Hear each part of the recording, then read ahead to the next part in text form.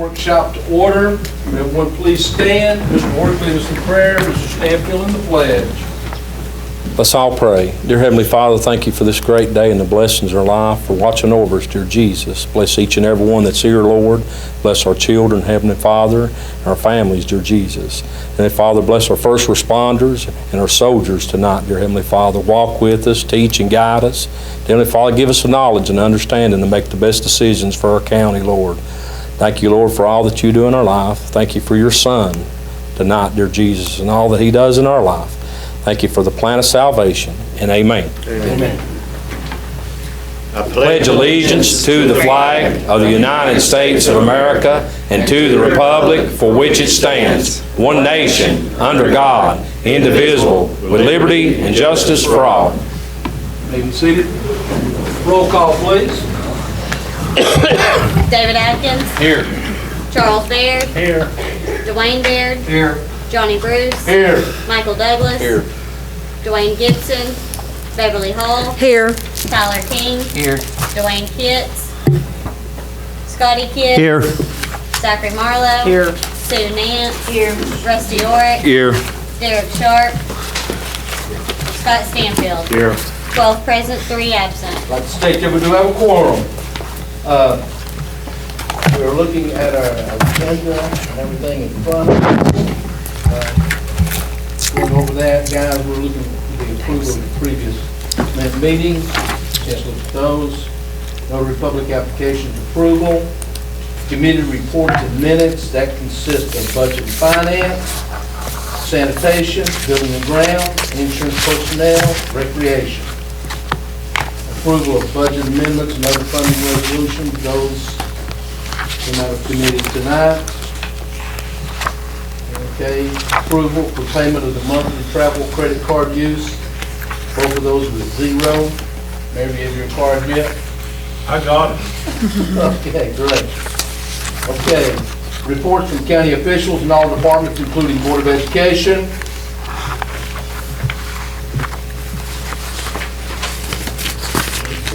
Reports from organizations receiving funding from the county.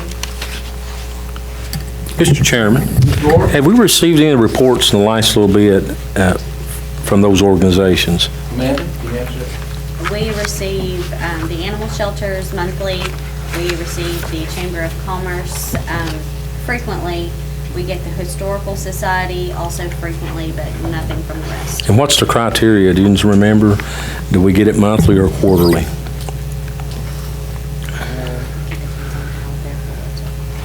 I think it's the organizations, not monthly. We need those reports probably in the January meeting. So if you don't mind, if we can, I don't think it has to take any action from the commission. Amanda, can you reach out to those? Mr. Chairman, also, I'd like to figure out on the reports from an organization receiving funding from the county, if there's anybody that's on this list that needs to come off of it too, that we don't have, how can we do that?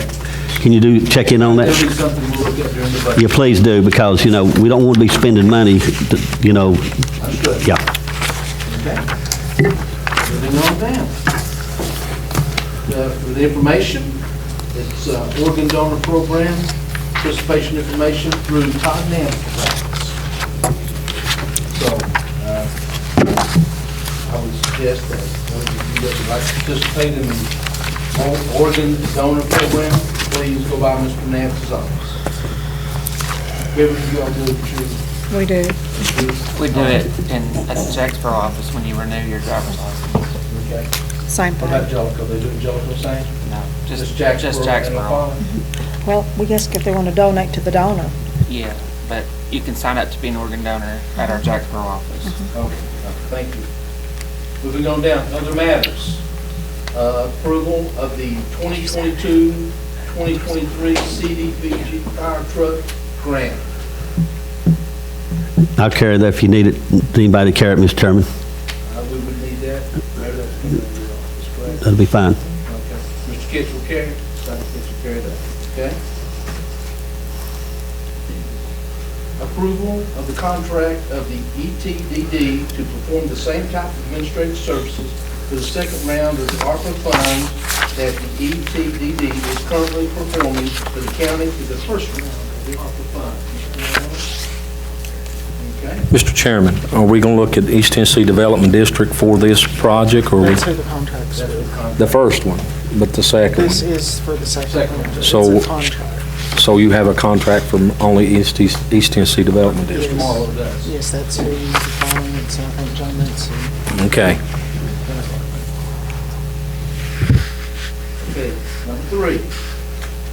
Approval to proceed with the application process of the State Violent Crime Intervention Fund grant. Who- Care that. I'll pick it up. Kit?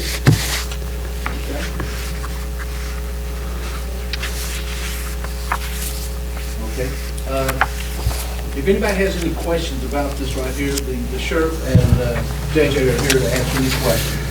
Mr. Chairman, yeah, Guys, if you don't mind, come up, please. you just give us a little rundown about what we're expecting. We appreciate it. Scotty, Thank you. Rusty was in front of you. Oh, I'm sorry. Sorry about that, Mr. Chairman. I'm fine. It's, the biggest question I have, is it a matching grant or totally 100%? 100% done. Sounds good to me. We get the commission's approval to apply for 2 separate ones. Both of them are 100% funded. One is a collaborative effort between our department and another department. One is us sole. 2 separate grants we can apply for both. Well, Okay, are you going to bring those grants? Do we have the paperwork and everything for those? Yes. Mr. Chairman, it's not one of those grants you have to do for free, or you'll get 100% for 3 years, and all of a sudden, you've got to pay the out-of-pocket all of it. 100%, and that's it. Joe, you've got those. I'm sure you'll review them for us. And Scotty, you will be carrying. That's right. Yeah, we'll be carrying it for you guys. Okay. Well enough. You have the floor. Okay. Can you go into just a little bit of depth for the media, just about what we're wanting to do here? JJ, you guys give us a rundown of what this money's for and all, the grant? If you haven't heard, Governor Lee has put out several $1 million for a violent crime intervention fund. Those funds can be either on a formula-based grant or a competitive collaborative enhancement grant. Those grant funds are to combat violent crime. Each entity throughout the state of law enforcement has been earmarked for a certain amount of funds. One of these funds are earmarked for us for just a little under $107,000. That is the formula-based grant, which is 100%. It's a reimbursement style grant. We, of course, set aside money to begin with. When we spend it, it's reimbursed, but it's 100%. There's no matching funds locally. The second is a competitive collaborative agreement. That fund can go into the hundreds of thousands of dollars. It's according to how we write the grant and what we've asked for. If we get another department to be our partner with that, that fund is the same way. We set aside the funds, spend the funds, it's all reimbursed 100%, no matching funds. JJ, thank you. Sheriff, you want to elaborate how good this is going to do for your department and your comments, sir? So anytime that we can get money to buy equipment or to combat the drug problem without it coming out of the pockets of the taxpayers, it's a win-win for everybody. And as Governor Lee put this money aside, we started hearing information, getting emails on it. We got to checking on it, and I asked Lieutenant Hatmaker to do a little digging on it, see what we would have to do. But when it comes up that it's not a matching grant, this is something. And it's all free. County will have to allow us to spend the money, and the state will reimburse us that money 100%. So anytime that we can get more equipment, better equipment, to combat the problems that we're having out here, it's a win for everybody. Thank you both. Any other questions? JJ, if you don't mind, get with Amanda, so when we do it next Monday, the resolution, everything, it's 2 different, separate ones, correct? Yes, sir. 2 different things. Okay, and Scotty, you will be carrying both? That'll be fine. Thank you. Yeah. Do you have anything on the PCI grant up there too?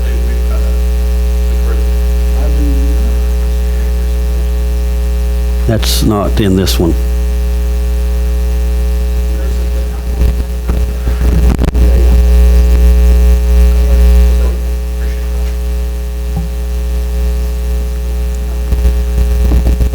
One on and then on 12-3.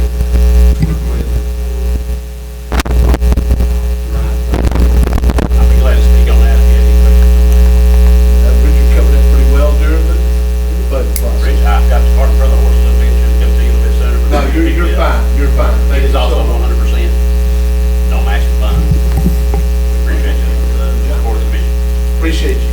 Thank you all.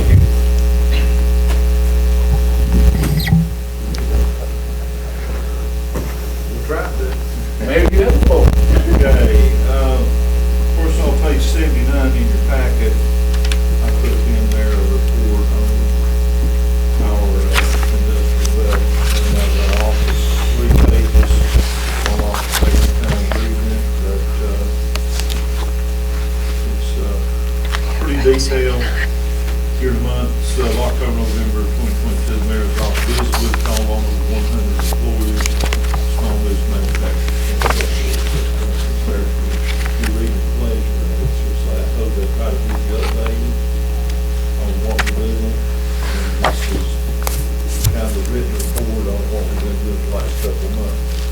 So we send the package, any questions about it, Amy's here. If you have anything to ask about that. Okay. And we talked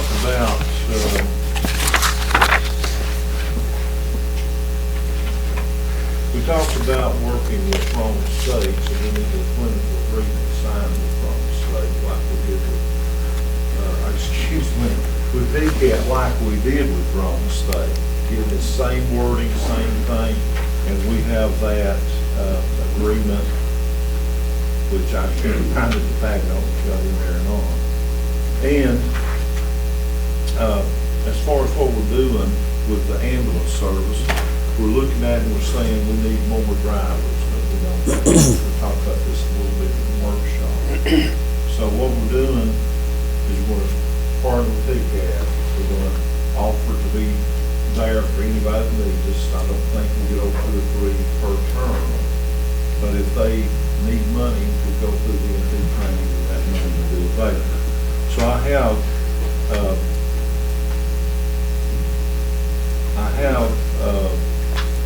agreement that we have to sign with TCAT in order to let them train our facilities exactly how like we're on the state.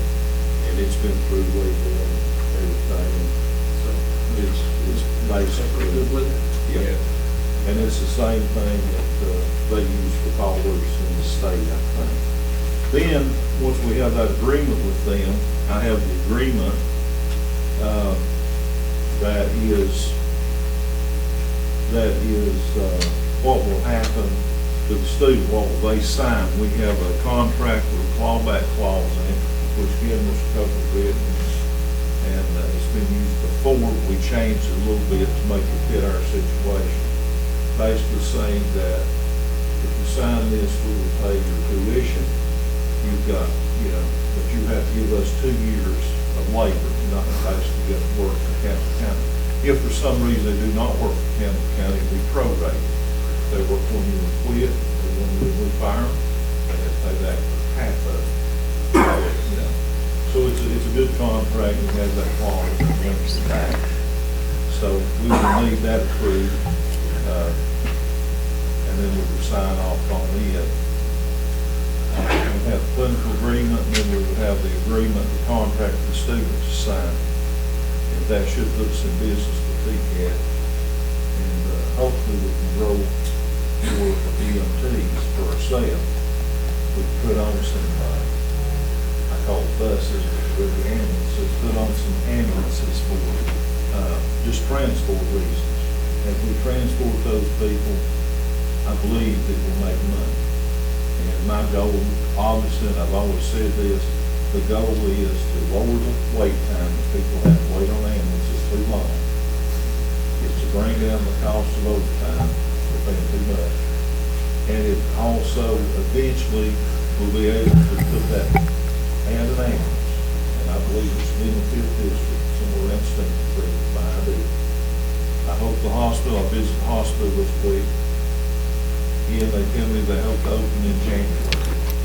So, they're going through a punch list of things where the state came in, and they're trying to correct those, but really, how hot is the water in this sun type of thing.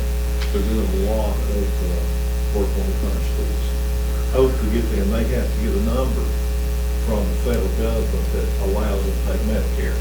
And he hopes that will be in January. If it is, we we open there, we're going to probably that extra ambulance side. That's in my opinion. So that's what we need for that. Mr. Chairman, question. Mayor, when you're saying between 6 and 8 people. Now, when is the training going to take place, and how soon will we be able to work these people? Training starts in January, lasts 14 weeks. Okay.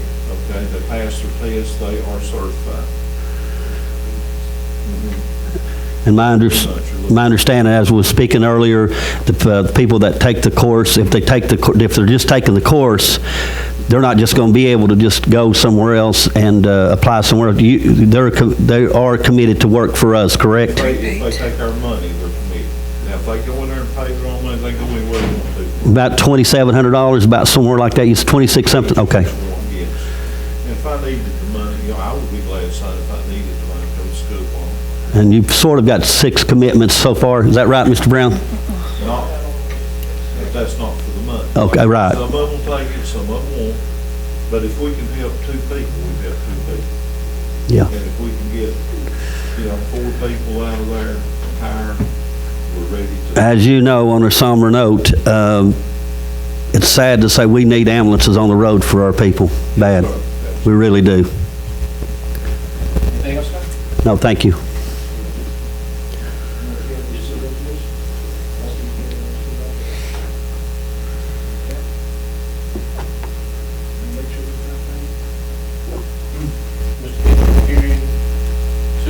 Yes, that is correct, Mr. Chairman.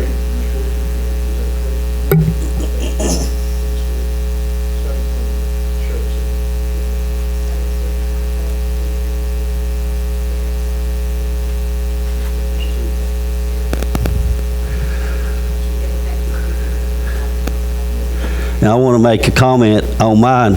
I'm going to, it's all free. I want to thank the sheriff and the guys for doing that. That's a free. You can't ask for no better. Thank you.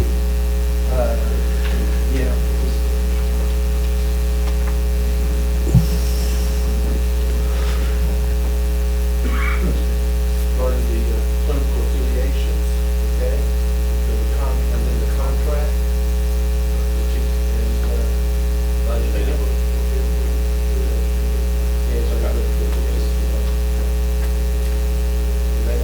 Well, I'll make an announcement. go right ahead. Our home rehabilitation grant has finally got all the paperwork done behind it, so we've given the date of Tuesday, January the 10th, at the American Job Center. People can sign up to have a home in this category, meets home improvements. It says meets low to moderate income guidelines, they have to have a warranty deed, live in it for them of the year, and located Campbell County their taxes up to date. So people can apply for this, it won't be political.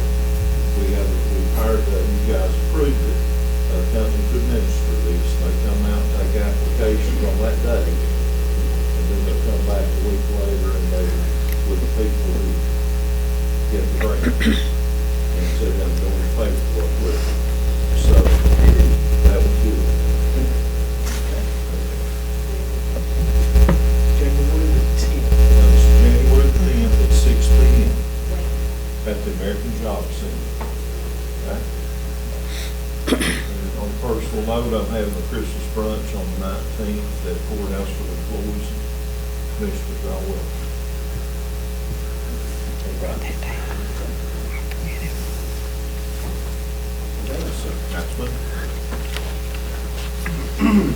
We go down to commissioners.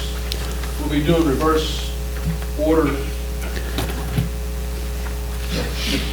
Mr. Stanfield. Okay. Jack Shop is here. Short.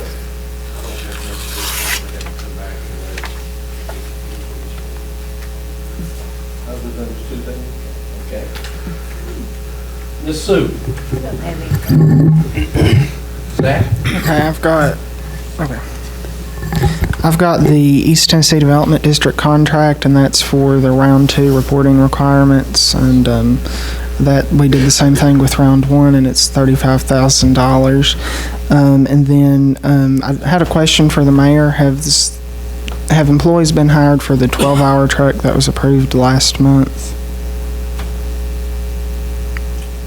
for the Additional one that we put out. one that's late? No, the one, we voted to add the 12-hour truck with that amendment last month. Yeah, I think he's got it Okay. starting January. Okay, So at that point, we should have. okay, okay. And then there may be, in the first week of January, there might be a legislative affairs meeting. I'm not certain on that yet. And then also, which this will be handled through Mr. Orrick, but with insurance and personnel, there was something with, that we're trying to establish that we'd hope to have this month with the 401k, but that'll probably be pushed a month because we're still trying to work some stuff out with the state.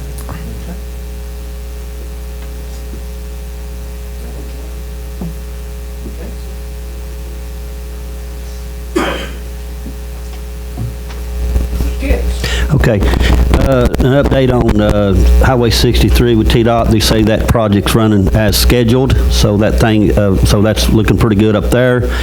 I think they got the other nicks and crannies under control up there, hopefully. If anybody has an issue up there, bring it to my attention or the commission's attention, and we'll try to resolve those issues. I had spoke to the city of La Follette. I'll wait till Rusty gets done. Go ahead, Okay, sorry. I had spoke to the city of La Follette and the, just give him the floor. Go ahead. I didn't say. Okay, I didn't know, I didn't want to, okay. I talked to the officials, Mr. Chairman, up in La Follette, and they had been talking about the county helping out with Tow Strings budget for that project that I got done.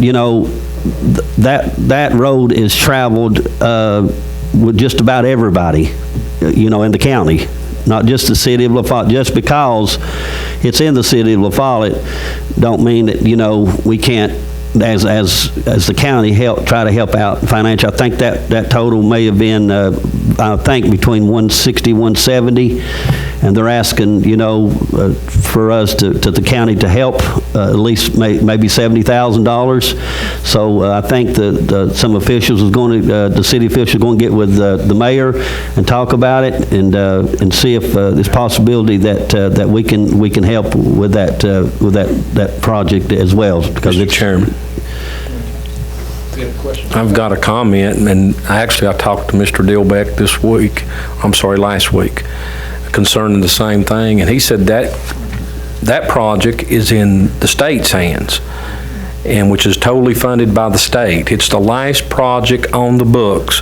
from that grant cycle. It's going to have to be done. And his understanding, he's supposed to find out, there should not be another dime put into it from either entity. okay, great. So they took it away. The city actually started that project, is what he was telling me. And we teamed up with it at a 1.5% total that we had to pay, and we divided it. That's been 8 years ago. The state walked in about 3 years ago and said, it's our project now. So it's in their hands. And if it's a state project, then they'll be the ones pay all the fees for widening the road, and according to Dilbeck. And he's supposed to find out through the state DOT department. Commissioner, that sounds good. That's good news, Mr. Orrick. But also, go ahead. I'm finished. As far as I understand, he's supposed to get back with us, but that's entirely a grant for that bridge project. I think it was, it wasn't ARP, it was something else they called it at the time. It's been 8 years ago. I just want to say also, I represent the 2nd District, and that's my heart and soul, plus the county as a whole. But I also represent the city of La Follette, and I want to, you know, I think if it came down to that, I think it would have been only fair for us to... And it's actually in the 3rd District, that road. Well, I'm talking about representation of the city of La Follette. Zach had a question. Go ahead, sir. Zach? Okay, are you two getting the projects mixed up? Because were you talking about Tow String or DOS? Dossett, the bridge project, what's been discussion for the last What are week. you talking about? He's talking about Tow String. Exactly. The collapse. Is that what you're talking Yes, about? that's right. Totally two different things. Okay, so. I apologize. Okay, the city of Follette is going to get with the mayor, right? Yes, sir. Okay, so until we hear something back from the mayor, I just wanted to bring it to the forefront now so y'all can be expecting something in the future about it. Okay, thank you. Anything else? No, that's about it. Thank you. You got 3 things to carry. That's right. Yes, sir. Okay. Dwayne Kitts, Dwayne is a mail carrier in LaFon. He's working overtime right now and everything, but Dwayne had mentioned something about the fishing tournament. I think he might want to give us an update next Monday on it, but he had texted me about that, so we'll see. Tyler? Ms. Bell? I want to put the Veterans Affairs Office on the agenda. Yes, ma'am. Dwayne Gibson. What's it concerning? We'll discuss it at the meeting.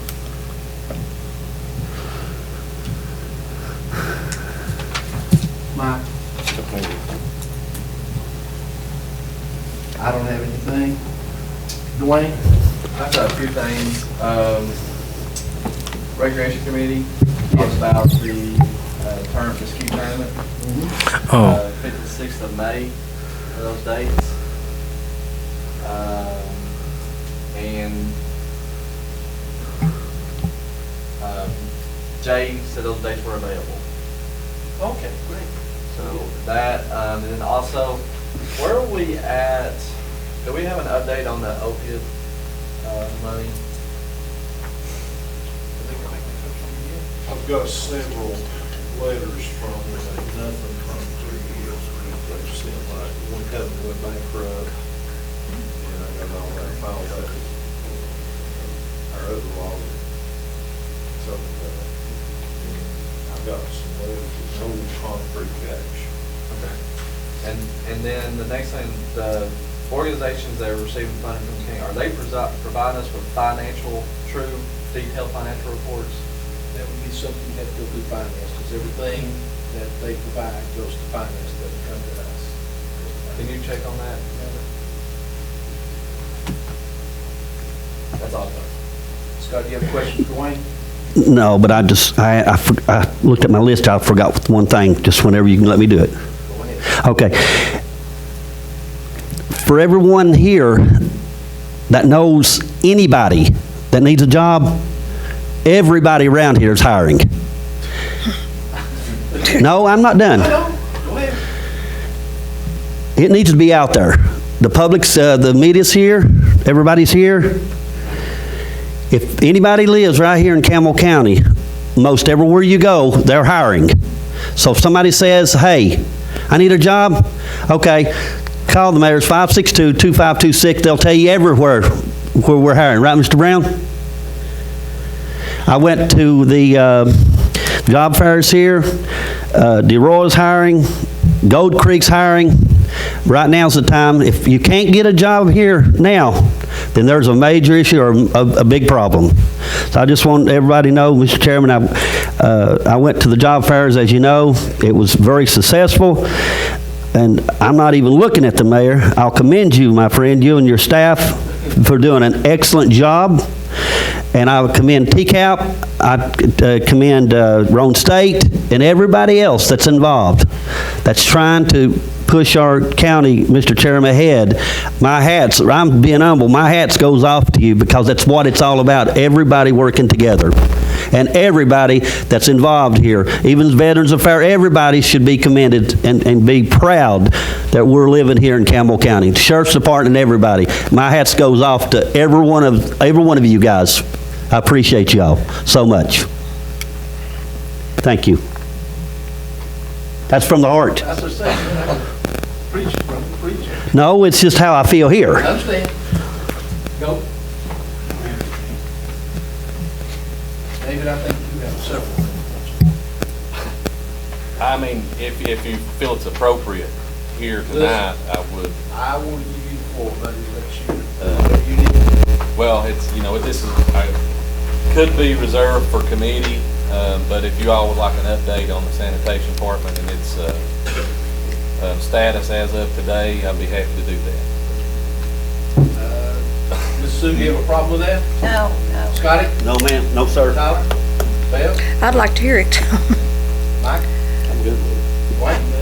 Mayor? I'm good. David?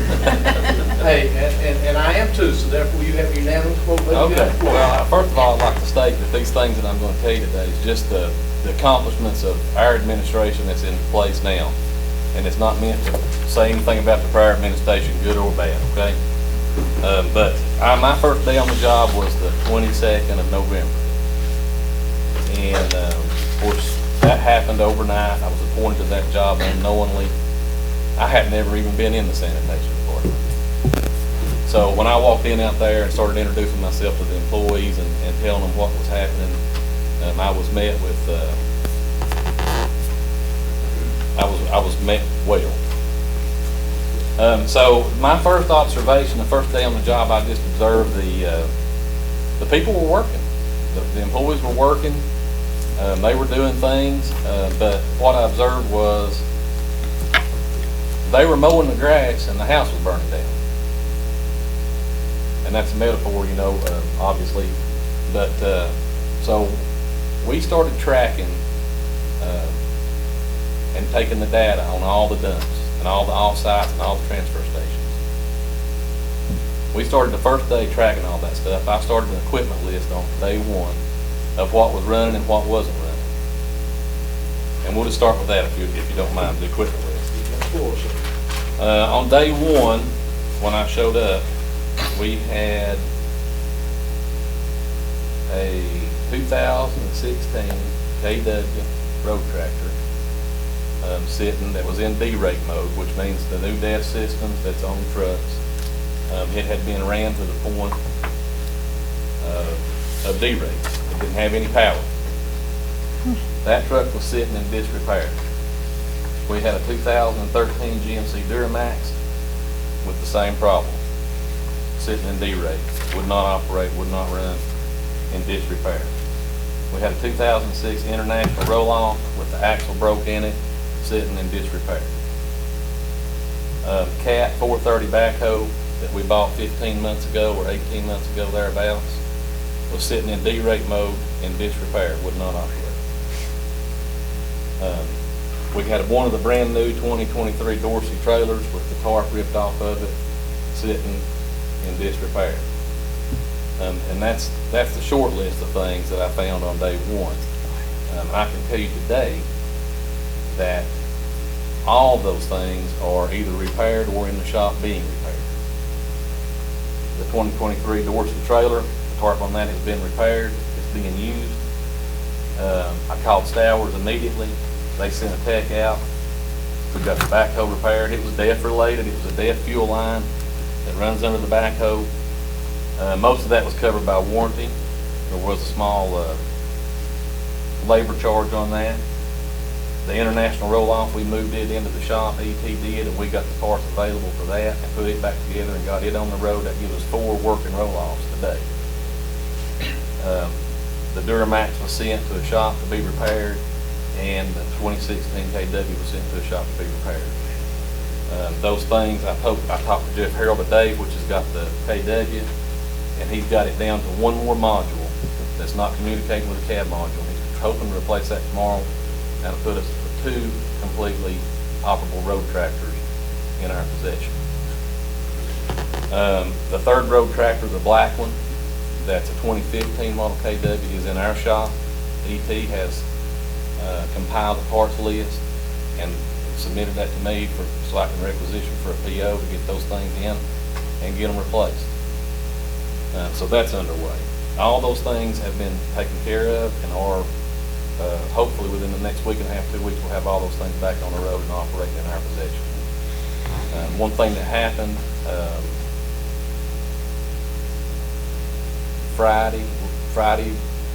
last Friday, the brand new excavator that we had bought broke down. Yeah, it was a DEF related problem as well. The DEF header on it went down, it went into D-rate mode. And what we're finding is this is the problem, you know, obviously with all the emissions that go on these vehicles. And so I got a hold of Stowers on Thursday. They sent a tech out on Saturday and it was repaired by Monday. We was back up and running. We didn't miss a beat. We didn't miss any days of not hauling any trash. Jay Muncie still had that excavator at the park that we had rented prior to buying and receiving this CAT excavator. I commissioned, talked to him, and we coordinated through Rig Director Service to have it moved back to our facility so that we could continue to haul trash during our downtime, because we didn't know if it was going to be 1 day or 1 month. We moved that excavator back down there. We continued to haul trash. Yesterday, we sent the excavator back home. Okay. That's a rundown of the equipment. We also, I have for the committee and the full commission an updated equipment list of everything that we have that's running, not operable, or is going to be surplus or dilapidated. Okay, I've got all that down. I talked to Worldwide Equipment about the roll-off trailer that had been purchased prior. To me, I guess, I don't know when was that bought, Rusty? It's been a minute, ain't it? It's been about 2 months ago. Roll on. The trailer. Hadn't that been ordered for a while though? Piggyback trailer. The piggyback trailer? We've had it probably a month. At least. There was some discussion about whether or not the parts was in. We could get the parts, we'd be able to utilize that trailer. I think that's about an $80,000 trailer. I have talked to Worldwide Equipment, and we have that scheduled to go into their shop and get the pintle hitch and all the necessary plumbing on that to be used so that we can utilize that trailer, which will give us the capability of hauling 2 of those cans to 1. It's going to be more efficient in both man hours and in fuel. Okay? They haven't given me a price on that yet, but it's working. Told you about that. We have also, I've identified a 2015 Mack Pinnacle that we're going to be purchasing tomorrow to add to our fleet of semi trucks, so that we can continue to get rid of the trash like we need to. Additionally, I identified on day 1 that prior to getting there had been some compactors installed in the transfer station. It appeared that they wouldn't handle the volume of trash that was coming in a timely manner. So on day 2 or day 3, we started running tests on them to see how long it would take to load one and pack it out. And then we compiled that information based on what data we knew of the tonnage that we were receiving each day, and the math spoke for itself. They won't keep up. So we removed those last week, and we are now gravity loading transfer trailers again, as of last Friday. And that's going to give us 2 extra compactors, that we can move to a different location. And there's been some discussion about putting one at Campbell County High School and possibly one at the jail.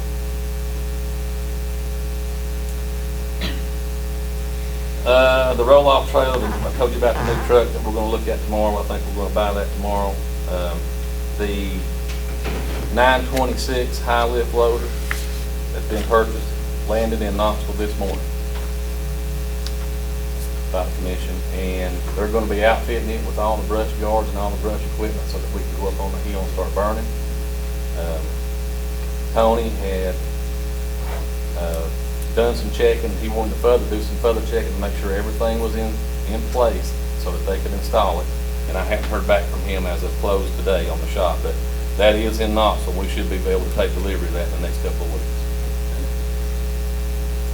Mr. Myers is still hauling trash for us, our contractor driver, and we appreciate that he does it.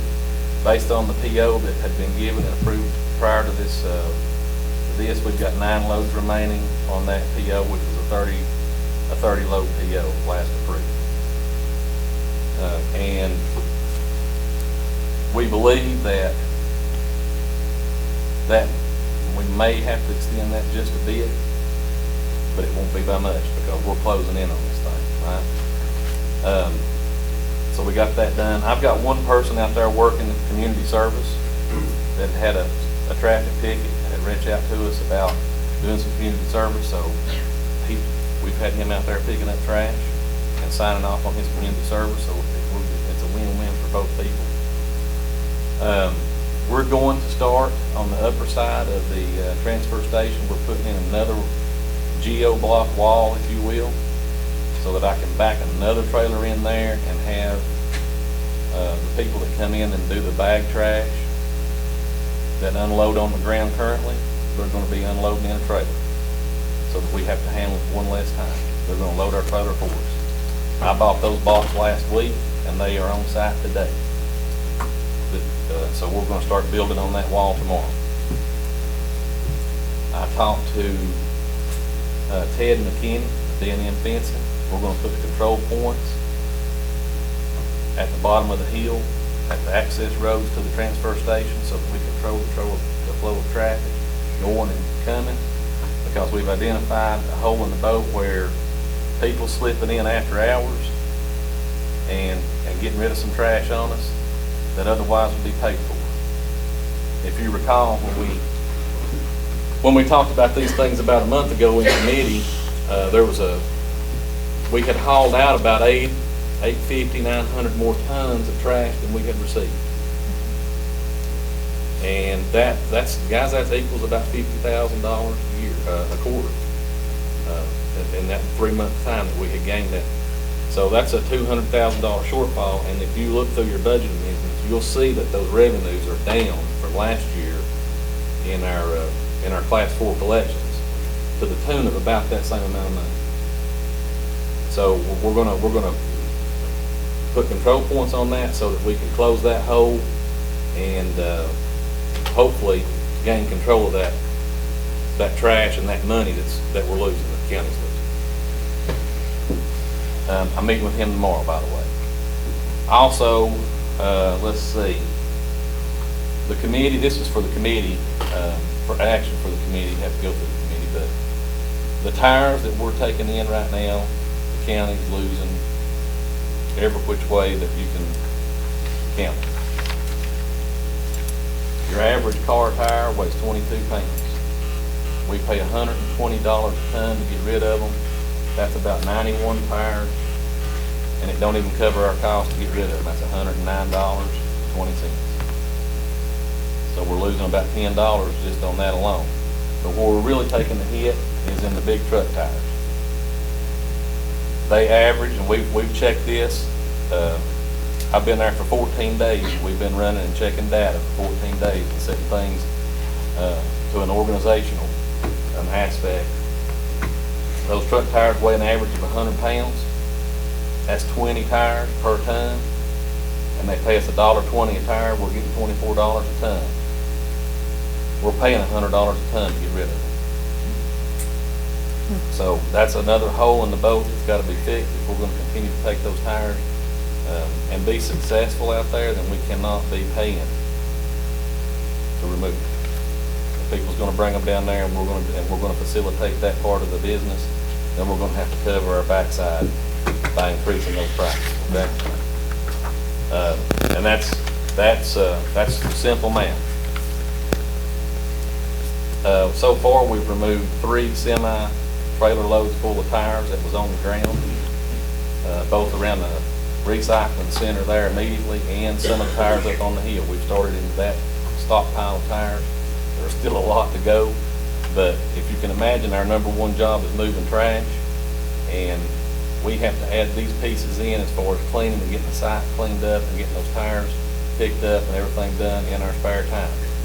So what the drivers and everybody has agreed to do, and we're working on it every day, is we do our number one job, first and foremost, 7 hours a day, and everybody takes an hour of their time, and they come in at 3 o'clock if they get off at 4, and we start picking up trash, or we start loading up tires, or do whatever needs to be done in order to get this place back up and running at an efficient level.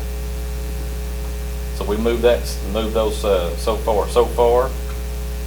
The metal pile that was to the left of the convenience center that went up the hill, we've removed about 75% of that to the tune of 16.92 tons, which netted the county $2,546. If you can imagine that rate fluctuates with the market, it's been between $5 and $6 per hundred for that scrap iron that we've been taking across the street. And that's what we've done. We took it across the street. I had drivers that, in their spare time, when they was waiting, I would have somebody load a roll-off top trailer full of this metal, and then when they come in, I'd have them run across the street, bring it back and park it, and we'd load another. And we'd done that for about 3 or 4 days until we got rid of it.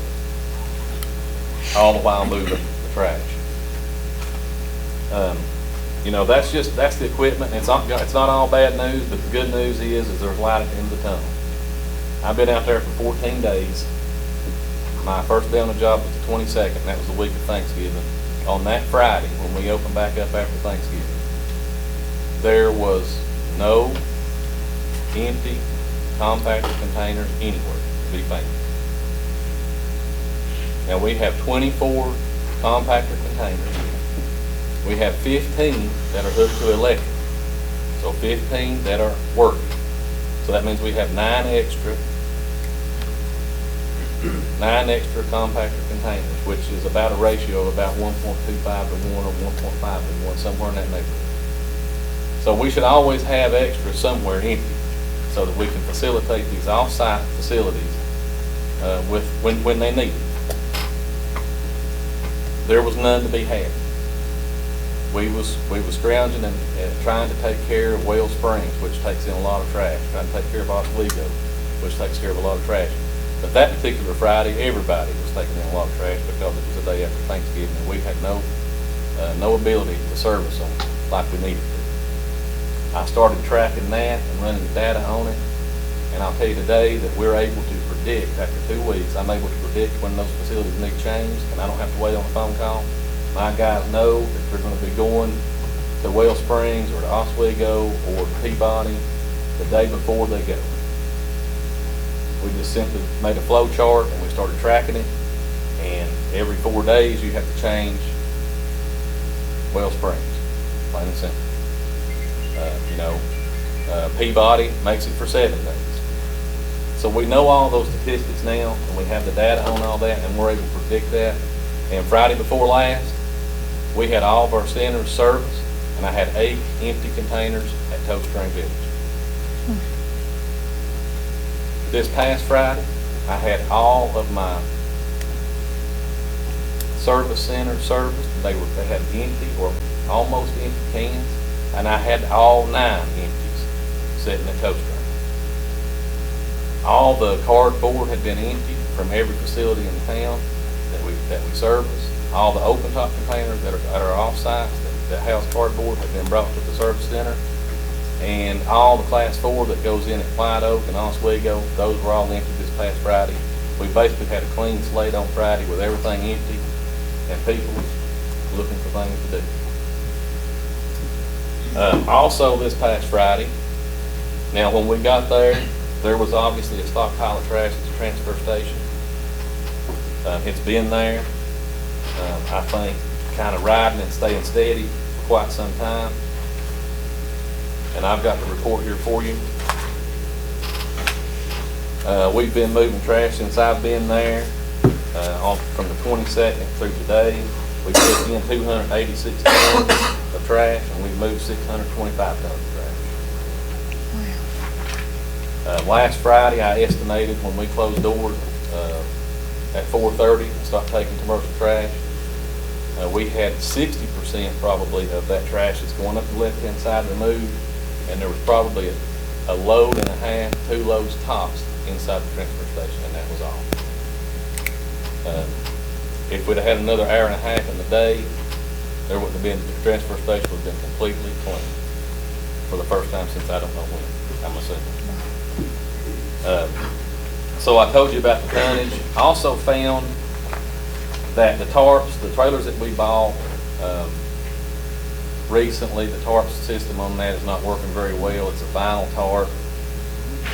What happens, they get a hole poked in them, and as they're driving down the road, that hole flaps and flaps, and it's like pulling a string in the carpet. It just starts running. And that's what happened to the first trailer when I got there on day 1 and didn't realize what had happened. We come to find out later how that occurred. But it had just been parked and left.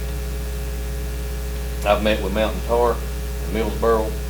They have a mesh tarp that's similar to a trampoline type material. that when you put on those trailers and roll them, even if they do get a hole in them, it won't run.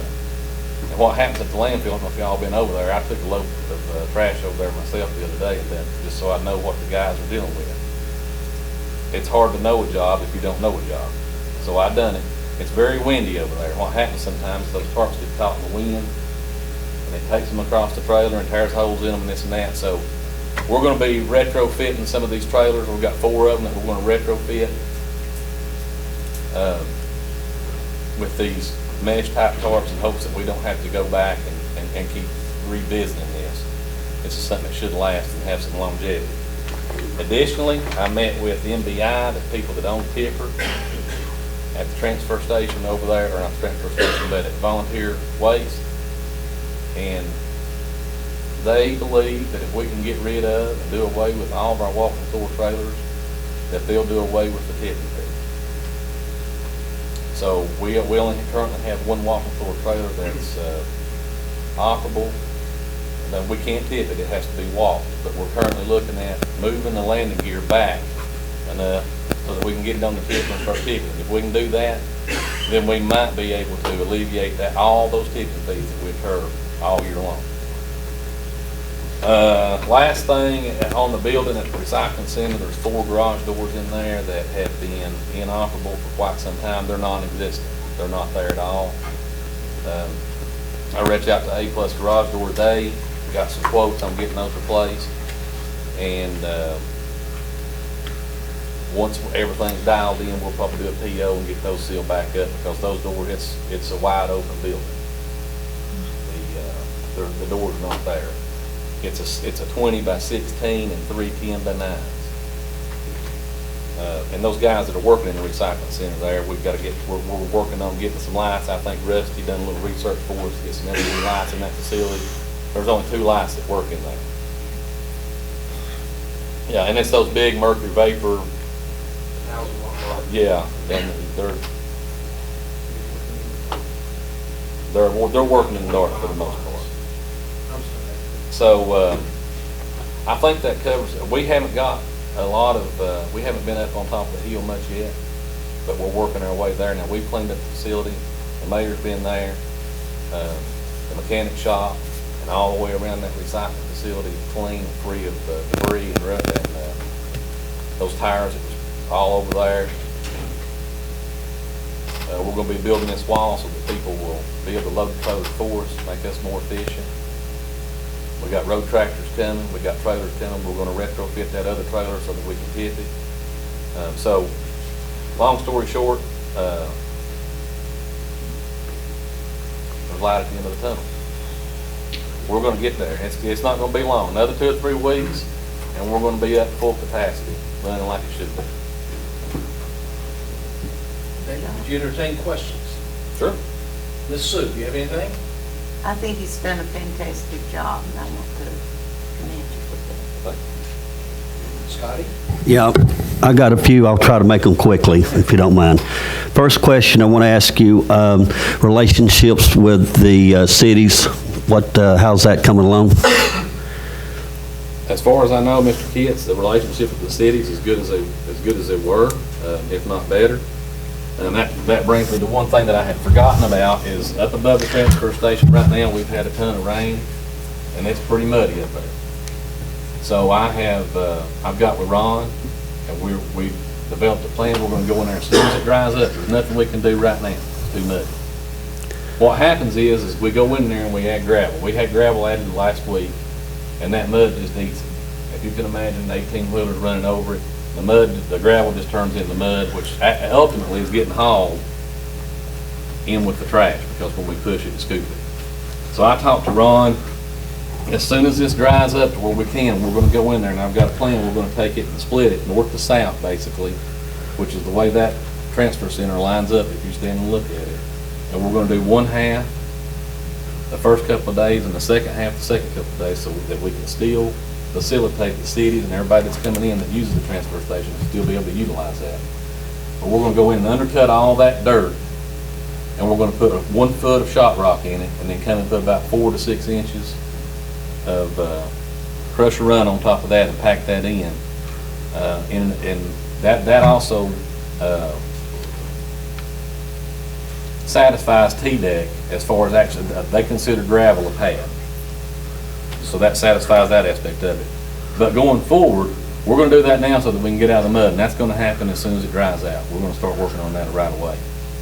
But we've also have a plan in place to pave that, not pave it, but to pour concrete on it. We're gonna pour 8 inches of concrete on it, where those wing walls go out, and we're going to get ourselves out of the business of having to deal with T-Deck every day, day in and day out. If in fact we do have to stockpile trash, it's gonna be on a concrete pad and it's gonna be under roof.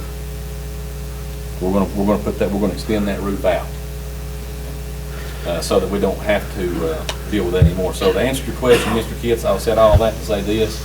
It may not be the best right now. It's as good as it was, but it's going to be better. Okay, next question. We got Thanksgiving out of the way. That's something I've talked about in the past. Do you think you'll have it even better control, with the Christmas break and the New Year's with the garbage coming out? Oh, absolutely. We're gaining ground every day. The guys out there that work there are starting to see that a schedule and an organization, it actually took the workload off of them. They're not having to scramble around and run so much, and we've identified several places in the budget where the lack of organization, if you will, was costing us to overrun on our fuel. We've been over budget on our fuel for the past 4 to 5 months, and we're going to start seeing that come into play real soon, because now that we have the organization and we add the piggyback trailer and we take back into the transfer station, the 1,800 and stuff, we're going to see our budget start coming back into play and be where it should be.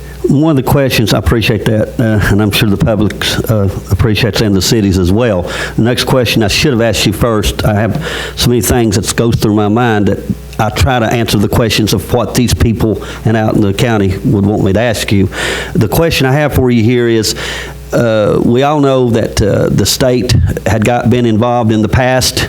My question to you now is, have you since heard from the state? Have you reached out from the state? They reached out to you? Now, I'd like to get a little update on that. Yeah. So I think you pronounce her name Plant or something. She done a pop-up inspection, if you will, about a week ago. Maybe, I don't recall what day it was, but it was on a Friday. She came, she looked things over, and I think I had been there 3 days at that point. And she made the statement that the site looked worse that day than it did a month and a half prior to that when she was there before. Okay, good. Hold on. Okay. Yeah, good, I'm glad. I don't know what pictures or whatever, what glasses she was looking through, but I can tell you that it wasn't. But that's okay, because I went a step further and called her boss, or vendor, something, I can't pronounce his last name, and talked to him and Lynn about the condition of that place out there and the non-compliance, if you will, from the county heretofore. And he assured me that with the new administration, the things that I was putting in place, that they would work with us in every way possible to not have to make any kind of enforcement from the T-Deck level, and that he had all confidence in what we were doing after I told him our ideals, that it would work. So I'm not worried at all about T-Deck. Okay, next question, quickly. How's our service with the Campbell County Jail and the school systems? Those are very two important elements that we need to look out after. Well, I don't know, Mr. Kitts, if you recall, just a few minutes ago, I said that we are looking at possibly putting one of our extra compactors in at the high school, which is our number one as far as schools go. That's our number one producer of trash. We run that Monday, Wednesday, and Friday. Guys, I've been on the job 14 days. It's been a lot to take in.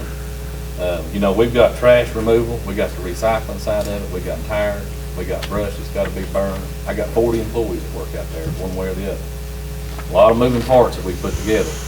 But Monday, Wednesday, and Friday, we run at the high school. Every other day, every week. If we put one of those compactors in out there, we believe we can turn that into running once a month, because it's 6-to-1 ratio, okay, or once every other week. Additionally, the sheriff's department, we talked about putting that additional compactor down here for Glennis to use, so that they can use all that down here, and that'll help us out tremendously down here. More specifically, though, to answer your question, if anybody that we service as a trash vendor, if they'll just pick up the phone and call our office, you know, this is not an exact science. When I took the data on it, we have the data to prove what we believe is going to happen. And most of the time it's working out, but you know, you have the occasion where somebody might tear a house down or go through their garage and it might fill up a day early. Or somebody might clean the classroom out and that dumpster, which was scheduled to be dumped on Thursday, might fill up on Wednesday. That's going to happen. That's just the nature of it. But if people just call our office, we'll send somebody right away to take care of it. Well, I've learned a lot over the last 12 years to ask these particular kind of questions because this is what... Okay, Yeah. three more questions. Just, There's other people who like. Well, I'll go ahead and yield, but I had just about three more, but... Just go ahead and get your number. Okay, Move on. the cardboard was, when you went there, most of it was outside and it couldn't get into the... Are we getting profit off of that, and we're doing good with that now? Yeah. One thing I left out earlier is we've sent last week I called, we baled 64 bales of cardboard, which is 2 semi-truckloads, and sent that out last week. The cardboard's in good shape. I don't know what we get on that yet because they take it and it's by the ton and they send us the amount that it's bringing, which is the same as the mail it's marked. So we'll get that information soon, but that's been done. Okay, thank you. I've got 2 more folks. Thank you for being patient here. Make sure you please contact Lithocraft and make sure their cardboard's been taken out, if you don't mind, respectfully. I'd appreciate that. Okay, our mechanic, E.T., normally was kind of working the show, trying to help the former director. Do you have E.T., our mechanic, our county mechanic, back working on the vehicles now? Yeah, 100%. In fact, I just had that conversation with him today. And I told everybody out there and gave them the description of what their job was and what I expected from them. And what I said to E.T. on day 1 was that I wanted him to mechanic and be a mechanic and stay in the mechanics room. Now, seeing how that he's multi-talented and we want to be as efficient as possible, anything that needs repaired that we can repair and we have the ability to repair, he's going to repair, and that's going to take priority.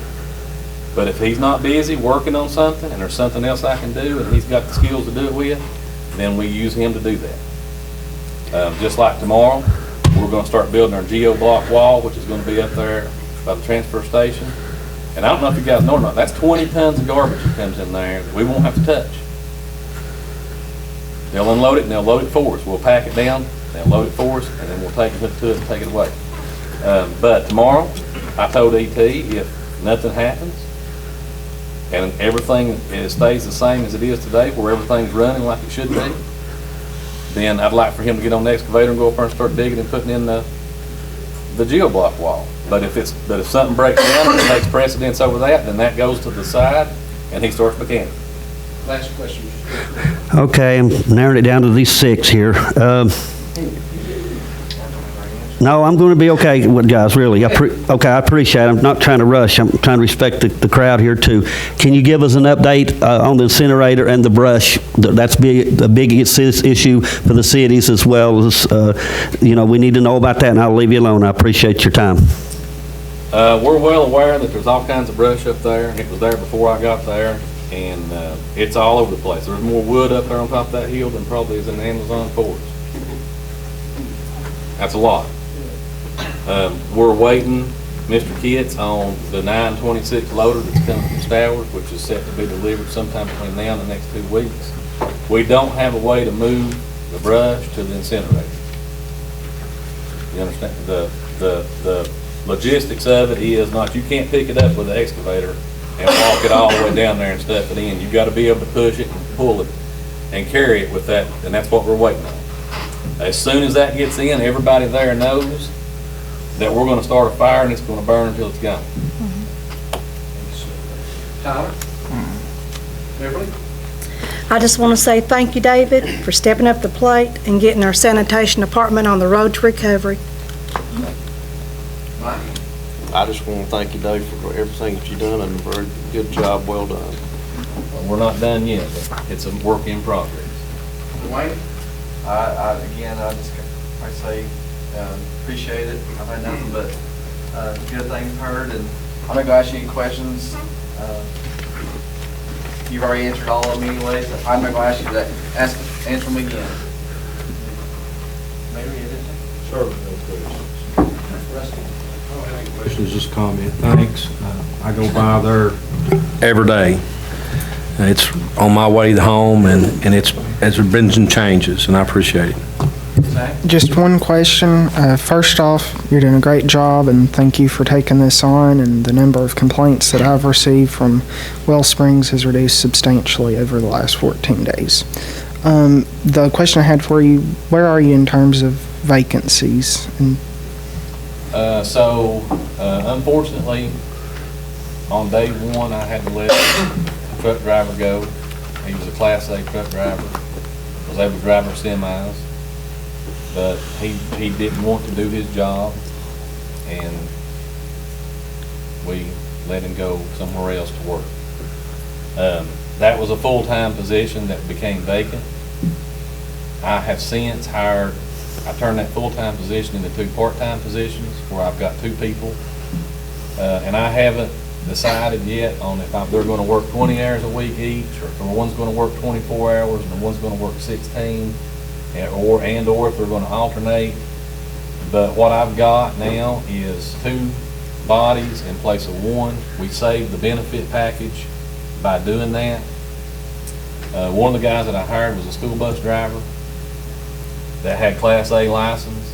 He drives the school bus in the morning. He comes down and he hauls the 2 loads to the transfer to the landfill every day.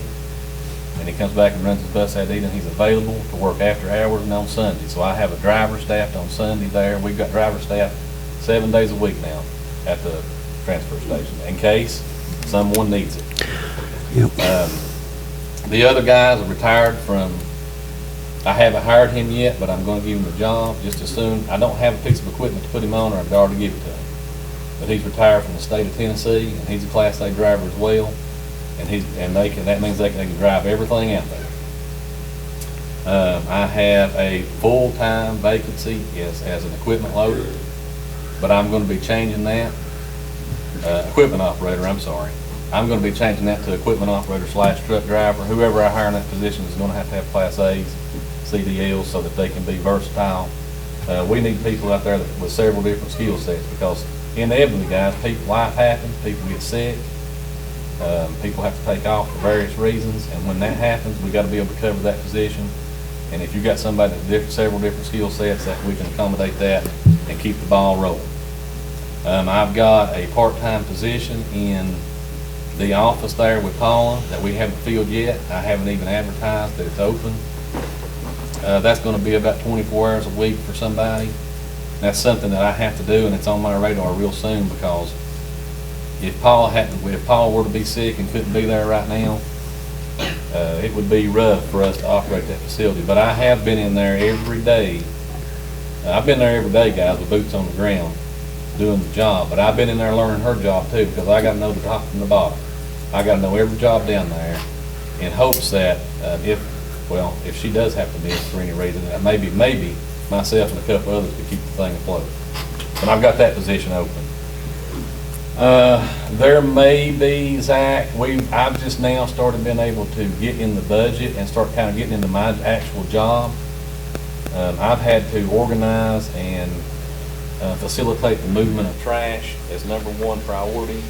And once I kind of got my head wrapped around that and got the data put together for all the off-sites, now I'm starting to be able to get into the budget side of it, where I can get my mind wrapped around where my budget's at, and what we're doing, how we're going to save, what positions I've got, and what we're going to do going forward. So we're restructuring the whole thing top to bottom.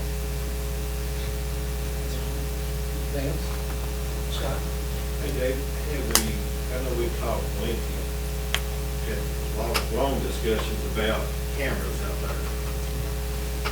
Have you got the cameras in place, or are you going to be putting cameras? I know one time we talked about putting hard wire up on top of the hill. We talked about putting cameras all at the transfer station and everything. I know you said you're going to put the fence up, call to stop the illegal dumping up there. Have you got the cameras that we got, did you come in and pick up, do you know who was doing the dumping or? We don't know, right now, but that's part of that package. I've got with the IT department, and we're gonna set up a Wi-Fi station out there, and we're gonna use wireless cameras on everything. And so that we can monitor that place 24/7, you can monitor it from your phone. If I need to, I can get an alert on my phone that says somebody went to the transfer station and they shouldn't. But we're working on that. That's something that's in progress and in the plans. I know one time they were filling all the dumping was up and everything, that's one of the reasons why we went to the compact. Well, you do have that, and we're still having that to a degree. You know, I've been parking, I don't know if y'all went by there at Thanksgiving, I set some empty containers out by the road so that we didn't get the garbage on the ground. And we've been putting every weekend, 2 semi-trailers on the wall for people to load for us. And it's a trial and error type situation with the metal. I'd like for people to load the metal for me. So I set a can over there that had metal wrote all over it, metal only. And I told the attendants that when people came in, direct them to here if they have metal, direct them to there if they have trash.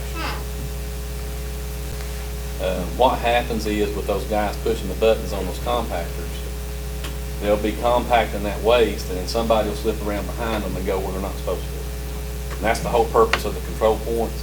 Because even though I had made it very clear for the attendants and the people coming to dump where they were supposed to go, they still, when they went up to that metal container, within an hour's time, it was full of couches and recliners and end tables and everything else. So we removed that and scratched that ideal, and we're going to go back to the drawing board on that.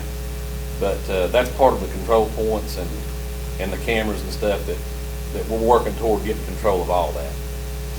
Is there, had people call me the other day, 2 trailers that you got set up on the wall where they can go up top and throw it in. Is there any way that you can build that up so it'll be high to reach to throw it over in the trailer? Because the 40 yards, they just drop it off in. Well, that's what we've been doing, and that is high, and there's no way that we can raise that now because that's been paved up above it. I mean, we're going to lose all the pavement. I mean, we could, but we're going to lose the pavement. You're going to have to cut it up and dig it up, and then. The only way we can cut it down from the bottom or to be lower the trailer into it. No, we can't do that. What we've been saying is, go to those trailers. If you can put it in there, put it in there. If you can't put it in there, some of us will help you put it in there. And if somebody's not there, then we're going to direct you to somewhere that you can put it, or in the last case resort, we'll let you put it on the ground and we'll load it with a machine. And it's just a matter of getting everybody used to what we're doing and communicating. Communication is the key with the public, and telling them what you expect and what you need them to do. And it's going to take a little bit of time, but there is some instances where there was a lady came out there today. She had a couple of couches and stuff, and she was by herself. And myself and a couple other guys went over there and helped her throw them in. So it's just a work in progress. Now the trailer that we're putting in, the block wall that we're putting in, is going to be 1 block higher. So instead of the trailer hitting you about the chest, it's going to hit you about the knees. So it'll make it easier on the public. That'll work. Other than that, it looks good out there. You got everything going in the right direction. I also like to say that the first day I was there, the first week on Friday, no, that's Sunday, I'm sorry, we had to shut Wheel Springs down early. Because it was full, and I don't want trash on the ground. So we ended up shutting down about an hour and a half earlier than what it should have been. But since then, there has been nothing shut down for any overflow whatsoever. We've been able to service all the facilities, and they've been open to the public for the hours that stated they're open. We still got the scanner where we can do our own scanning as far as equipment to find out what's wrong with it. We do. Okay, yeah, we bought that. We do. We got to do some updating on that, and we're working on all that stuff. Like I said, we updated the equipment list. I have a dilapidated list, a surplus list, an inoperable list, things that need to be repaired and things that are operating. So we're starting to create a log, if you will, of things that need to be done, has to be done, and is going to be done. It's just we've been there 14 days and we've done a lot, but we got a ways to go still. Oh, yeah. I I go out there about every 3 days, and you can tell the difference every time. And I appreciate what you're doing out there. I like what you said, David. The communication is key, and that means a lot right there. But the residents told me that they like the signage out there. You know, it's where to go and everything. But also with the brush on the hill, you said that the 926 loader will be here. I'm sorry. It's in Knoxville. It came to Knoxville today. Okay. It landed in Knoxville today. They have to install all the skid plates and Right. stuff that makes it brush, the brush guards and everything that makes it the way we ordered it. But once that's done, we'll have it in our possession. I'm thinking in the next week and a half, 2 weeks, we should have it. Like I said, we'll go top and start a fire. All righty. That's all I have, Mr. Chairman. Thank you. Thank you, David. David, I think you and I have had several conversations, and hey, I just want to thank you for stepping up to the plate to do this job for us, because I knew it was going to be a tough job. Hey, I want you to know I deeply appreciate it. Well, I'm sorry it's so lengthy, and I could probably go on and on, but it's just a lot of information that we've done, a lot of things that we've done in the past 14 days. And we've righted the ship, and we're turning it around, so. I think that every commissioner here, give everybody an opportunity to speak and everything, and listen, and hey, we appreciate you. Dwayne, I'm going to give you, since you, I think you had a couple of things you want to talk about, didn't you? Yes, and I apologize for being late. It's been a hectic year. And the mail businesses got to go through. But yeah, it's been tough. Worked 13 hours a day. But anyway, yeah, thank you, Mr. Chairman. I just want to give an update on the Brandon Card high school tournament that we had out at White Bridge, out at Lonis Young Park. Had about right at 60 boats this year. Down a little bit this year, but one of the main things was the night before we had a great speaker, Clay Dyer, and great testimony, and I'd encourage anyone to look him up on YouTube. He's a professional bass angler. He fishes on the Bassmaster Elite, and he's got a good testimony. And we had 17 young anglers right there accept Jesus Christ as Lord and Savior, so that was great right there, and that was really a moving moment. But also, I just want to, the employees in the county have been reaching out to me and thanking us for the bonus there that they got from the COVID money, and they really appreciate that. And I had one concern from a former employee that didn't get the money, but of course he's no longer employed with the county. And he said it should have been done a long time ago, but I don't know, did the previous mayor even bring anything to the table? It's what he wanted to know, and I told him I'd ask and see. No. Never, I don't think we were going to bring it to us. It was discussed. Just discussion only? Yeah. Okay, all right. That's all I have, Mr. Chairman. I appreciate it, sir. Thank you, Dwayne. Folks, I'm sorry it took so long, but like I said, hey, I wanted to give David an opportunity to give us an update on what's going on. You've all read the paper, you know that we've dealt with this for quite some time. Coach, I apologize if I talked too long. I'm sorry, folks. You're fine, Scott. People expect me to ask those questions. Joe Jones? Sir, sir.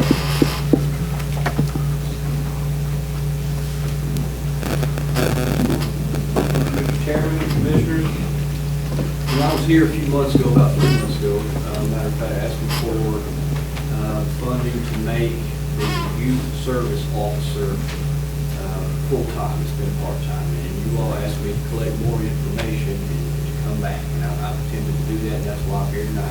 And before I get into that, I just want to thank everybody that came out to support this position. We've got folks here from law enforcement, from the school system, the children's center, and people from all over the community. So we really appreciate them coming out to support the position. So the youth service officer, I know it's been a while since I've been here. It's a position that's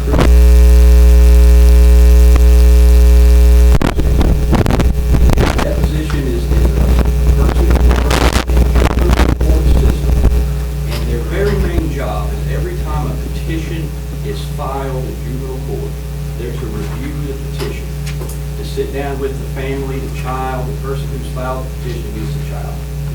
out what the issues are, try to get some history behind the family. They can make referrals to the Department of Children's Services if necessary. They can get counseling.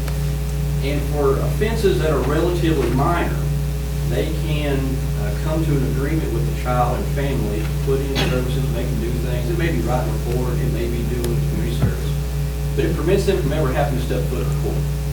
And this happens in every other county. This is a very common thing, and it keeps a lot of children from ever seeing a court, which is a big part of the purpose of this position, because the Tennessee Supreme Court has found that if we can keep kids out of courtrooms, that's what we want to do. Going to court is a negative and traumatic experience.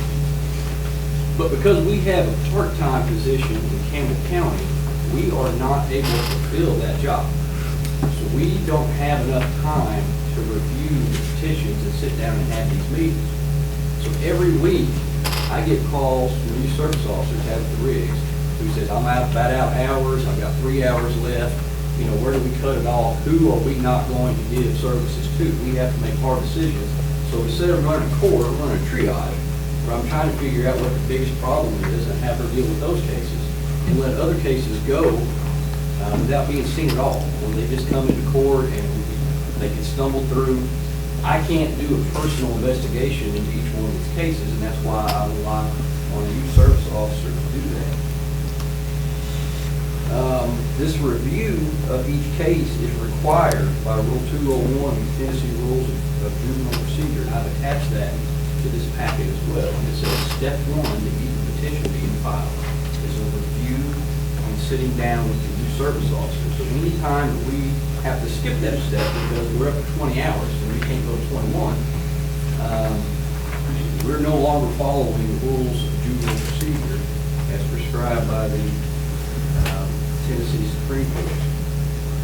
And the YSO even has the authority to dismiss a case if she finds that even if it's true, it's so minor. We get some silly stuff, of course, sometimes. I mean, sometimes two brothers have a fight in the bedroom, and grandma calls the police, and somebody gets a petition against them. I mean, it happens. The youth service officer, in addition to finding trouble kids and pushing them in the right direction, finds cases like that and puts it into it. It works as a filter before we ever get to the inside of the courtroom and they sit there for 9 hours waiting for a case, which is something we can do. As I said, you make referrals to Department of Children's Services, to other agencies, and makes findings and facts and reports those back to the courts.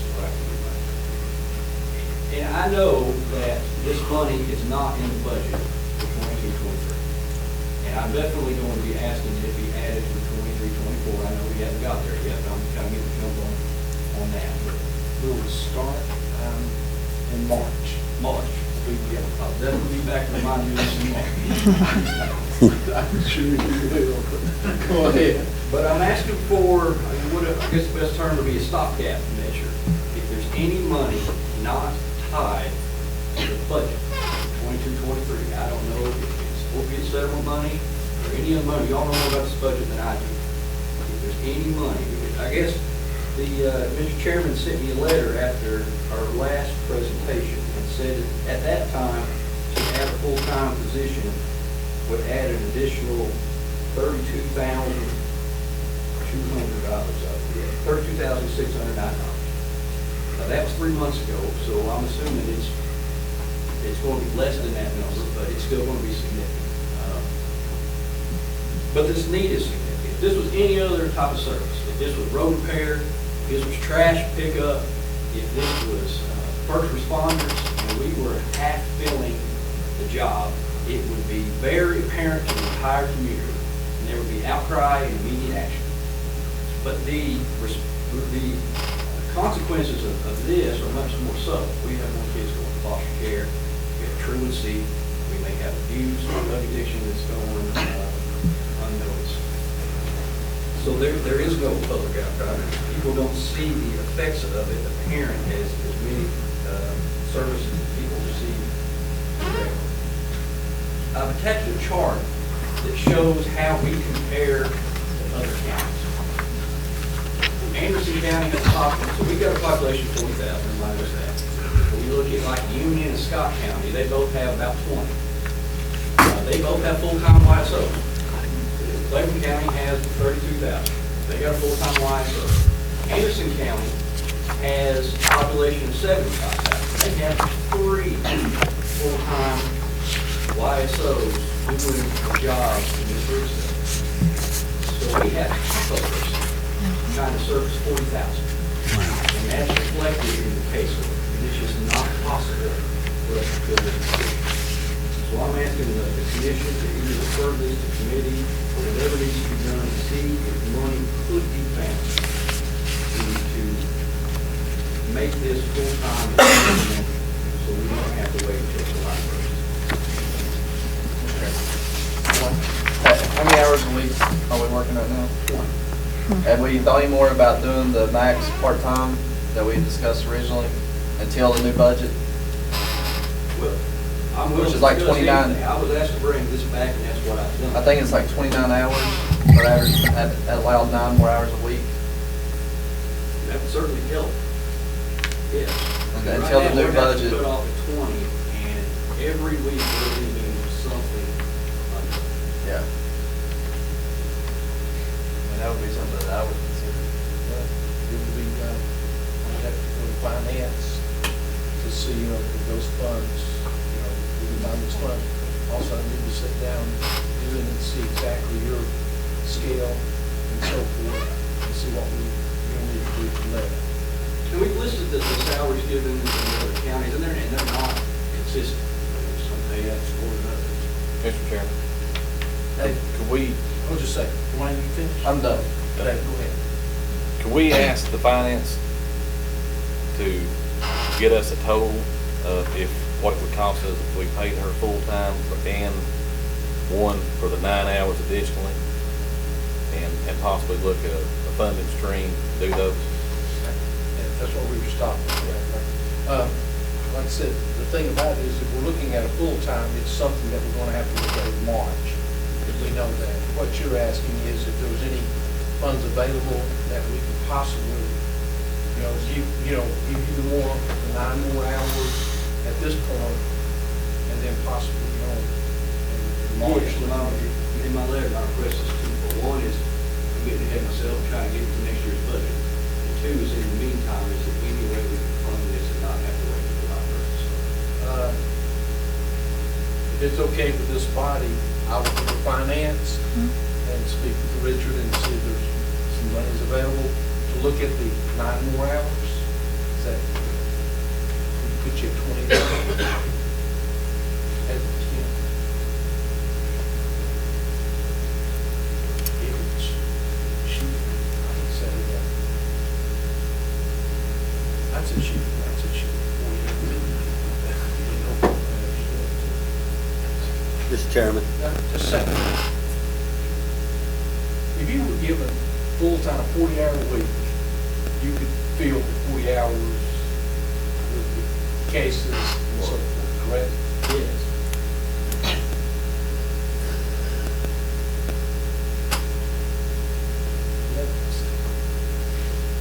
I need to come to your office and do that, please. We'll sit down and we'll look, if it's okay with this body. And then I'll go find it and see. I'm not gonna promise you anything, but I promise you that I will look to see what I can, what I can't find. And then, like I said, Judge, I'll see you. I'll probably see you the 1st of February. Call me Johnny. Dave, listen, I understand. Mr. Chairman. Just a second. Dave, you finished? I am. I just would like to state my approval of the full-time position personally. And if we can find the money, I'd like to see it happen. Yes, sir. I'll work on that. Scotty? Same with me. If there's a way we can expedite this to help, and if he's got already cases coming up, if can work her 40 hours actually, then I would like to try to find the money and get a resolution and move this thing forward. Like I said, I'll meet you guys and we'll... It's solely needed. It is needed. We'll start the process. Okay? Zach?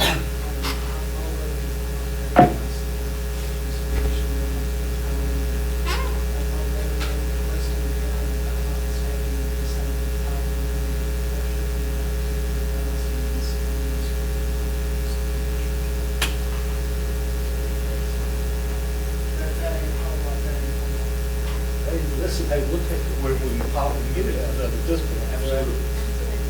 Okay.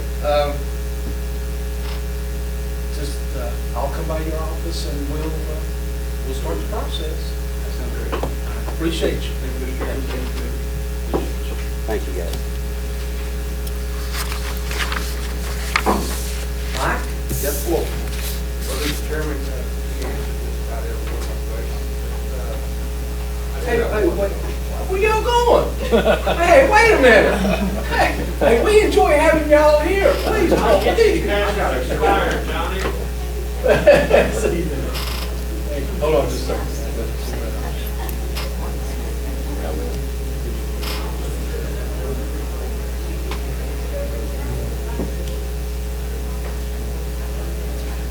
Mike was here to talk to us about sanitation, so.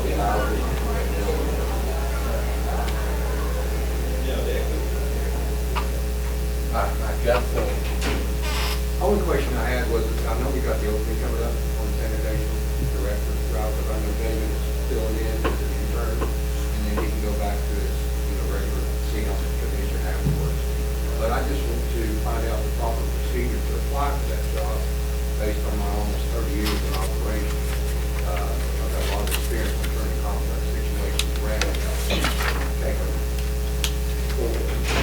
I know, the way I look at it is, the sanitation department out there, everyone can call it transportation, they call it this, sanitation. You've got to figure out your business model for your long term. And I'm talking 4, 5, 6, 10 years. So where this situation that David's having to deal with, we should never have to deal with it. If operations is set up correctly on the front end, policies, procedures, and everything, it doesn't matter who is there. It should be pretty much automatic pilot with a little tweaking for the next couple of years, where you have to take care of those core elements. And I think that's what I can bring to the table because of my organizational skills working for corporations. Because the first thing you've got to define on any term is what your business is. And I've talked to different people and I get 10 different answers. Your business model, when you're figuring it out to start with, is you have 3 basic industry choices. You're either in the service business, you're in the retail business, or you're in the manufacturing. That's your 3 major ones. Now you can have tech and everything else, but those are your 3 major guidelines to a business model. We're in the service business. There's almost 40,000 people in the county that we have to service collective debris. And that's where you got to get that core development started. What is your business model? And then once you establish that, then you take all the other key elements and put them together. And over a period of 3 to 6 months, you can have a plan and implementation.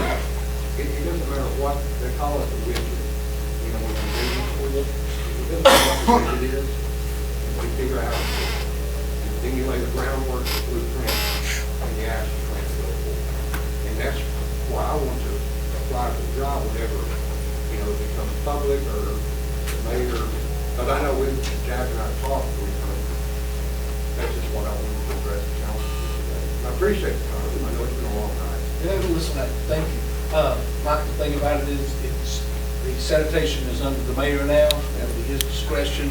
If he wishes to take applications, and so forth, or, it's up to him. It's his call.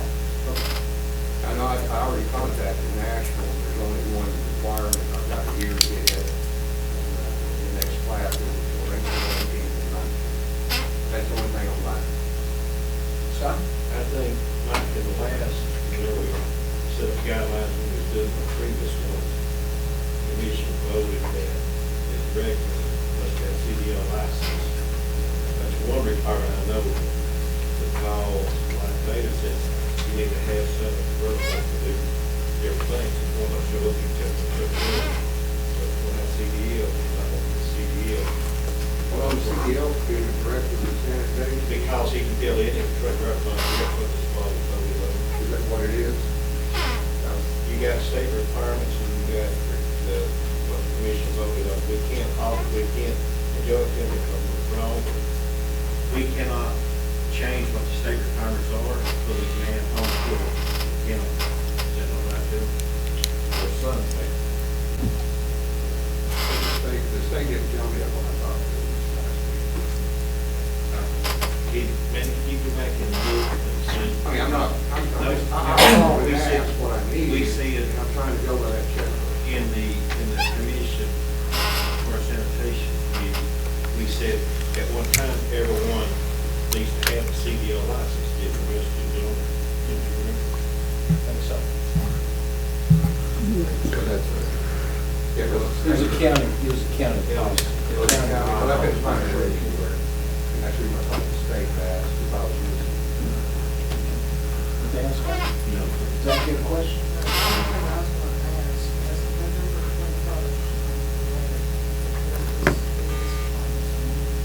That's what I said, yes. Yeah, that's what I said, the mayor handles everything, he can decide, what he wants to do. I think, I appreciate it. You got another question? No, that was it right there, that's all I need to do, right? Thank you, sir, appreciate you. Kevin, sorry, buddy. All right, I'm Kevin Walden, Director of Veteran Affairs, and first I want to thank every commissioner and the county mayor for all your support throughout the years. Been director since 2006, and almost 17 years later, I've got to work on my health. I got some health issues and got to change what I'm doing. So anyways, first I want to thank you and I appreciate your support. I want to publicly thank Gwen Lobertini. She's been with me all the way. She was hired a month before I was. And I want to thank Michelle Ayers. She's our office administrator, does an outstanding job. We appreciate her. And we started the Veterans Administration here, and the VA was started out sending the VA in 2006 $4.2 million in compensation and monetary benefits to the veterans here in Campbell County. $4.2 million. And last year we went over $27.6 million, which is about a 600% increase in almost 17 years. And it's through your support that we were able to be that successful. And so I appreciate that, and I hope you continue to support the next person that is appointed to do this job. In the paper, it said I want to increase the hours of Gwen Lobertini, but I was wanting to increase the hours of Michelle. Michelle, Mr. Chairman. 30 hours, and Gwen will. All right. So. It was misconstrued. Yeah. It wasn't wrote right. Yeah. So anyways, I just wanted to clear that up. But after I'm gone, I want to recommend that we increase her hours so that she can cover the phones while Gwen is doing servicing our veterans and to keep our success going. And so anyways, that was one more support I needed. Also, I was wanting to encourage you to expedite the hiring process. One reason is that the next training for incoming veteran service officers start in January 23rd, that whole week. And so it has to be done pretty quickly for him or her to meet that training. And the next training is in April. And anyways, I know you've gotten one inquiry for the job, and I talked to him today, and he seems pretty promising. So I encourage you to get a hold of him, grab him while you can, and interview him. He's coming from the Pentagon. He's a naval officer, pretty impressive person.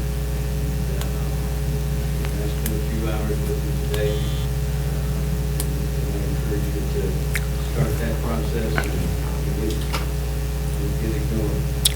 And also the money that would support her hourly increase, you could take it from my salary that I wouldn't be working.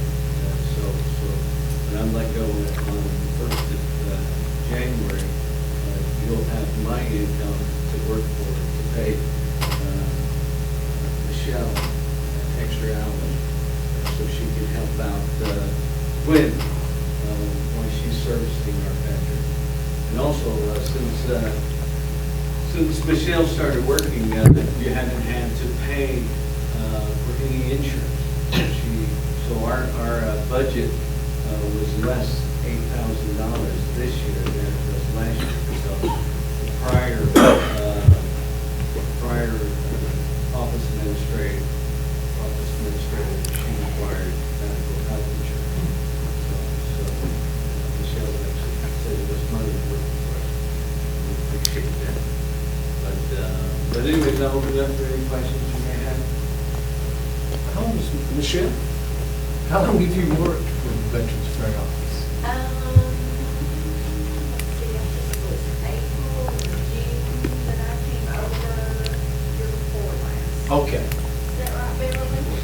Yeah, you left our office about that time. So the reason why I asked that, Kevin just said, that the person before had the insurance. So And you can't. I thought you'd been there for some time. All right, thank you. I worked at the clerk's office and then just walked 6 feet up. Oh, just across the hall. Mr. Chairman. Mr. Ork, you have the floor. And I will say, the insurance, when you do these budgets, Kevin, if they're full-time, you've always got a plan for changes, regardless. If you don't plan out in that budget, then you're going to end up with a shortfall. And a lot of people that's on this commission knows the insurance we carry is about $20,000 plus for a family plan. I have a few questions, Kevin, while you're here, and I'll try to make it brief. How many people do we see out of Scott County? Do you know?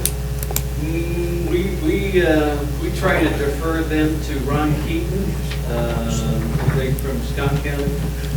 We have a list of county service officers from every county in Tennessee. And if they live in another county and they have a veteran service officer, we try to defer them to there. Scott County doesn't have one, am I correct? Scott County does have one. When did they put one in? We just had this meeting back in November in the state level, and Scott County was one that was listed on our paperwork from the veterans from Nashville. Union, Scott, two of them was surprising, they said, which Scott County undoubtedly has one. It was on our list. I've got it somewhere. Yeah, Ron Keaton? I talked to him, yeah. Well, they've got some bad information. I think it was another commissioner sat in on the meeting with me. He called me about a veteran that. Well, great. They do move over. Because when they mentioned there was one out of West Tennessee and there was two out of East Tennessee, and both of them was right next door to us. So do we see any out of Union County? Do they go somewhere else? They come to us every now and then if they don't go to Knoxville, Knox County. Because we had actually requested in the County Commission Association to come up with $10,000 from the state level to pay for the training each year. And we think that's going to pull across. That's going to be lobbied big time this year. One of the Veterans Fair worksheets that has been come across the County Commission's table, the association. And we have extra money in travel too. Yeah. Well, the state, my understanding, what they told us at our level, that the state don't put a penny into any of the training or anything.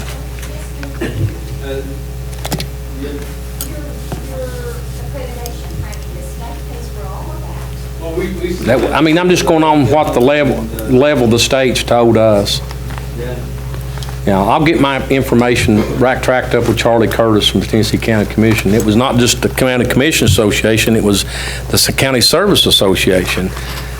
We have a Veterans Affairs lobbyist at our level, at the commission level. And I think the mayor's level also has a lobbyist. But I'll find out and make sure what's going on, because they're telling us when we was in Nashville that the state don't put a dime toward none of this. Yeah, they don't pay for any of our hotel stays or whatever. But they pay for the training, I guess. They pay for the training. Okay.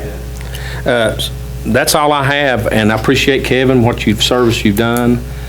for the county, and the ladies back here in the back. I know I talked to some of the honor guard today. I seen Leroy, he was, I think, going up to see Mr. Asher and to work his funeral, but I talked to some of them at Hardee's this morning, and they appreciate you, and we appreciate you also. I told some of the commission a few years back, I got to try you out as your job. We run into an ex-veteran down in Campbell that they was going to actually load him up and take him to jail. And you stepped in and you took him all the way home to Ohio and his dog and got him a place. And that stuck out to me, that Kevin just don't do it at the job, he does it after work too. And I appreciate you. Thank you. God bless you. And thank you for trusting me for 17 years to take care of our veterans. Yes, sir. Thank you, sir. Thank you. Guys, that concludes our workshop. Again, hey, listen, we went over. I need to make a comment before we leave, Mr. Bruce. I need to make a comment before we, and I probably have to add an item agenda. Okay. I know there was something that was coming out. Let's do that first. Yeah, we're going to meet tomorrow night with the Insurance and Personnel Committee about this job description. We're going to work this description out, an admission statement, and the salary, if we can, tomorrow night. Okay. So that's on my agenda item for next week to be approved by the commission. And it's probably going to take a little while, because I think that we're actually going to, we're going to try to interview everybody that comes out. It's going to be here at Christmas, a lot of stuff going on, so it'll be right after Christmas. We'll have a lot of meetings. One thing I want to go back on David's deal, and I've had some phone calls, and the commission is not in charge of sanitation. Budget formulaed system now, back like we used to be. And I'm not putting no pressure on you, Mayor. But honestly, at the end of the day, when these people call you from the school system, they don't need to be calling the commissioner. School board members don't need to be calling the county commission. They need to be calling sanitation.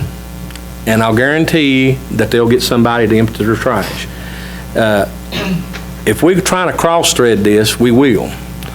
And honestly, if it's any of those people, school board members, or if it's cafeteria workers, the principal's in charge of that school. All they got to do is pick up the phone. Am I correct, David? They'll call our office. We'll make sure. Same way with the sheriff's department. If they need to, you shouldn't hear it from somebody, from a prisoner calling on one of the Eagle Tail lines. Well, you should be hearing that from somebody in charge. Yeah, and that's partially because that's the way it's been up until now. It has. You all are in charge of the position and the facility, and that's what people were used to doing. So we've got a little bit of overlap with that, where people still kind of calling. Well, it cross-threads everything. And it'll be fine, but if you run into anybody, for any reason, like I said, we're developing a schedule, and it's going to be a comprehensive schedule that we can handle all the trash as we need to handle. But if we run into the incidents where it's full quicker than we thought it was, we're a phone call away, and we'll get somebody there as quick as we can. Just call our office. And I'm not trying to hold us longer. We've been here long enough. But how many tons are you receiving today? I've asked this question a blue million times. We're receiving about 60 tons a day. And how much are you taking out per day, average? We're taking right now about 60 to 70 tons a day. Okay. I've asked that question, I bet you, 25 times in the meetings. And we're taking a little more out right now than we have getting in, because we have a stockpile, but that'll equalize soon. And I'm telling you, the transfer station last Friday was almost clear. Yeah. But one thing I've learned down here, there's one thing that don't lie to you, and it's the numbers. Numbers don't lie. We've got all the data to prove it, and that's how we're doing it. So. Motion to adjourn, Mr. Chairman. Good job.